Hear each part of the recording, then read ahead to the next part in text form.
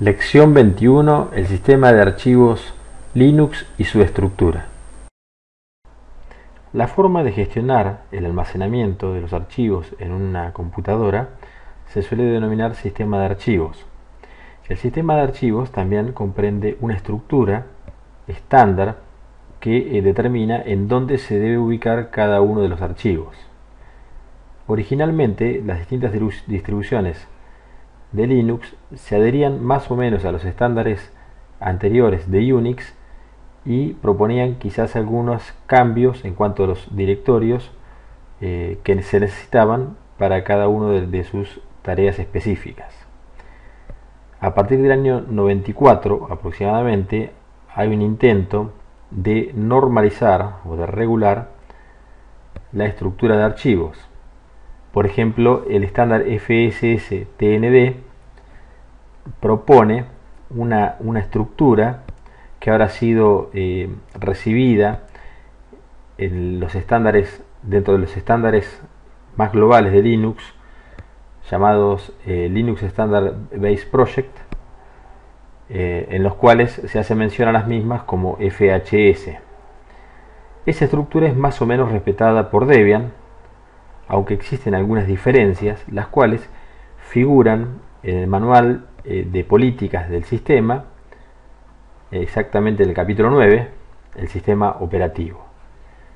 Hago mención al título del capítulo de la ubicación dentro del manual de Debian, porque es más fácil por ahí buscarlo a través de un buscador y no a través de un link que les pueda hacer una referencia a una versión específica de Debian. En la práctica, esto que estoy mencionando ahora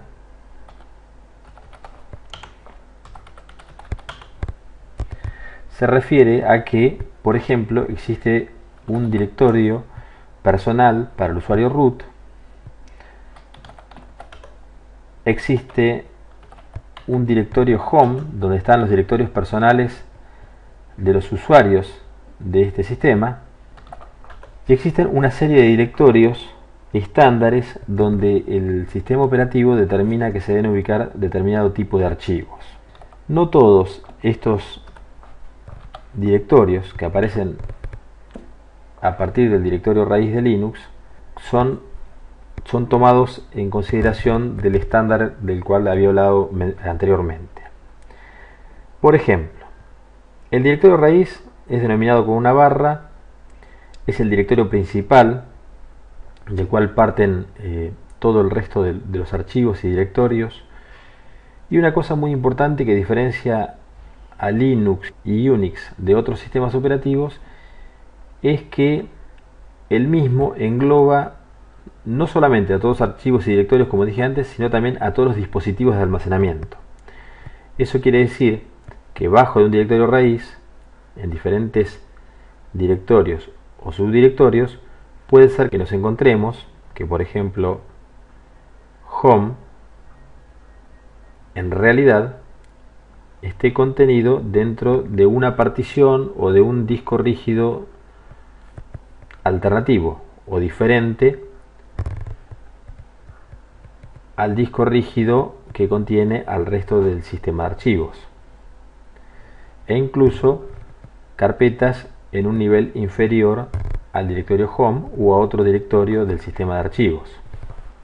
Entonces, el directorio raíz está presente en todos los sistemas operativos basados en el kernel Linux.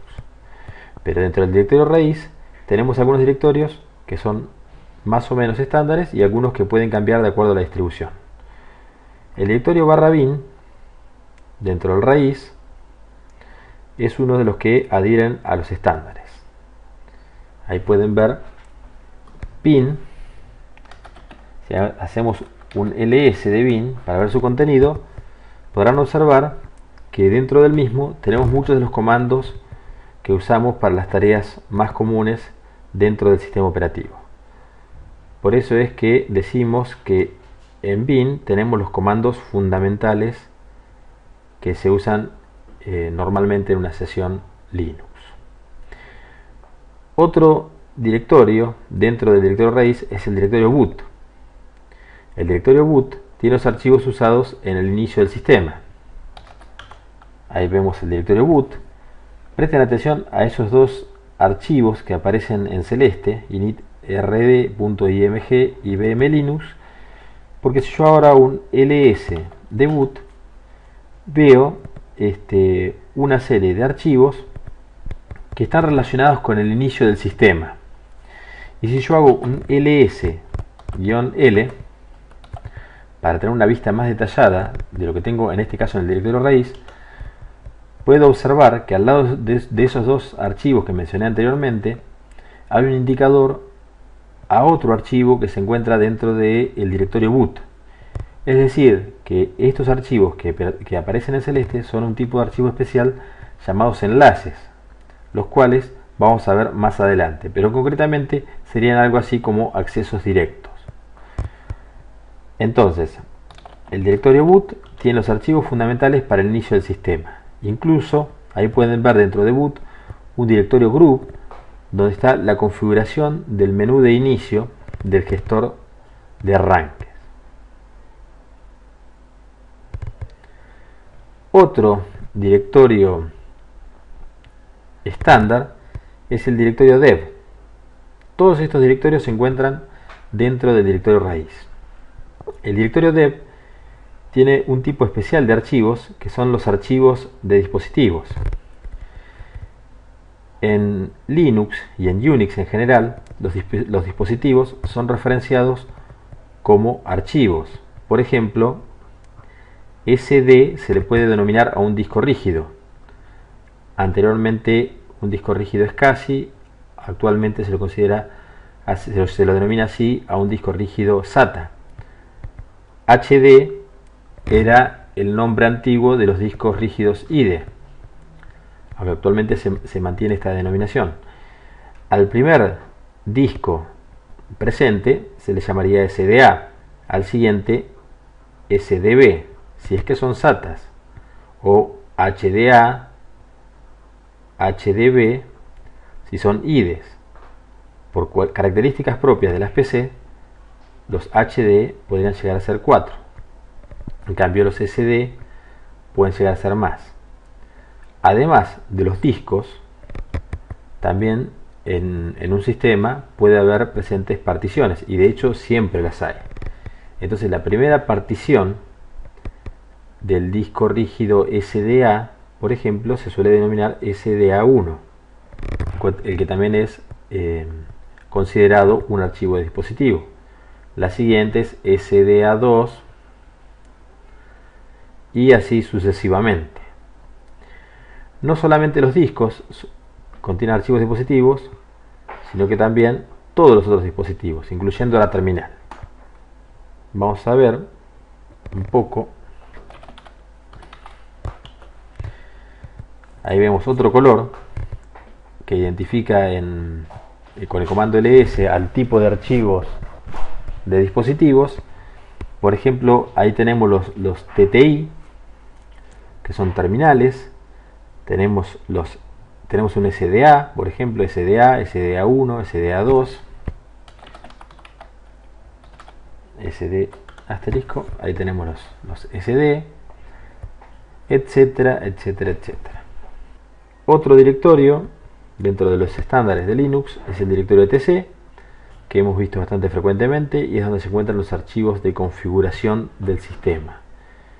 Es un directorio para dedicarle todo un curso completo, ya que, como dije antes, es una parte muy importante de un sistema Linux. El directorio home, que también lo hemos visto, es donde están los directorios de los usuarios del sistema, menos del usuario root, que tiene su propio directorio dentro del directorio raíz. El directorio lib es un directorio que contiene las librerías que usan los diferentes programas de Linux, las librerías compartidas, y también los módulos del kernel que permiten que el sistema pueda utilizar un dispositivo especial. El directorio media es el directorio donde se montan los dispositivos extraíbles. Esto lo vamos a ver más adelante. Por ejemplo, un directorio extraíble puede ser un pendrive,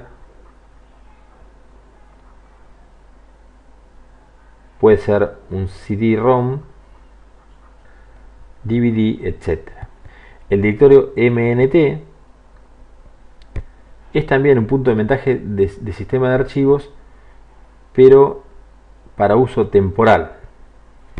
Por ejemplo, podría llegar a ser un sistema de archivos que se encuentra en otra partición y contiene otro sistema operativo, por ejemplo Windows, en un sistema dual que tenga Linux y Windows simultáneamente. El directorio OPT contiene paquetes de aplicaciones opcionales, es decir, aplicaciones extras que puede llegar a tener un sistema Linux. El directorio proc contiene información de los procesos en ejecución. Este es un tema bastante avanzado, pero algo vamos a ver más adelante. El directorio sbin tiene los comandos del sistema.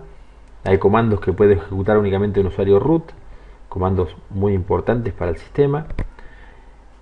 El directorio srb, cuando nuestra máquina se trata de un servidor, ahí tenemos archivos que usan los servicios que provee nuestro equipo.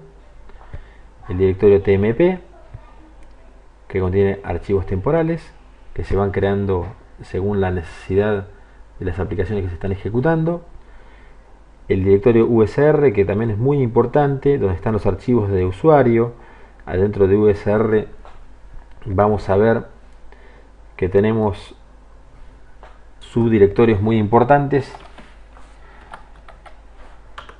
como por ejemplo bin, usr bin, donde hay aplicaciones de usuario, usr games, que son juegos de usuario, usr lib, que son librerías, lib64 si tenemos un sistema de 64 bits, share, que contiene archivos compartidos, etcétera, etcétera. Y también tenemos el directorio var, que tiene archivos modificados por el sistema en forma variable. Por ejemplo, tenemos acá los que se conocen como logs, que registran la información de distintas actividades, como por ejemplo la autenticación o login. También los paquetes que se instalaron con aptitud y bueno, y otro tipo de información dinámica generada por el sistema o por el sistema a partir de una aplicación de usuario. Bueno, y esto pretende ser una descripción más o menos somera de la estructura del sistema de archivos de Linux. Espero que les haya sido de utilidad y los espero en la próxima lección. Muchas gracias por escuchar.